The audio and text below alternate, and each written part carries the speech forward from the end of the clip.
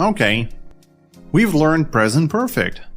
And now the most obvious question you might have is, present perfect is about past actions, simple past is about past actions. What's the difference between these two? In this episode, we're gonna put these two tenses side by side and compare them. First of all, present perfect describes an event that happened in the period of time that is not finished. Like today, this week, this month, in my life, etc. Without giving the exact time when this action happened. Whereas, in simple past, the period of time we talk about is over. Yesterday, last night, at 3 p.m., when I was a child, etc.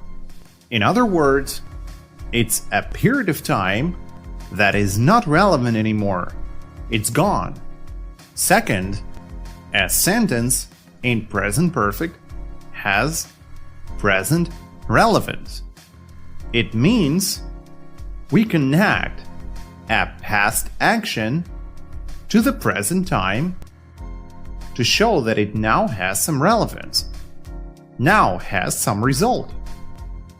And in simple past, we do not even try to connect a past event to the present. We only state that something happened in the past. Period. Third, present perfect can refer to an unfinished action or state. Like in, I've lived in New York since I was a child. And simple past only describes finished actions and states. If I say, I lived in New York since I was a child, I mean, I don't live there anymore.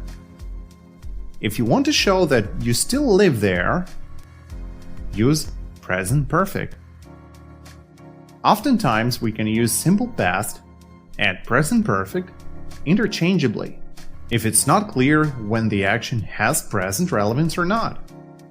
And very often, it's up to the speaker's judgment. Okay, see you in the next episode. Stay tuned.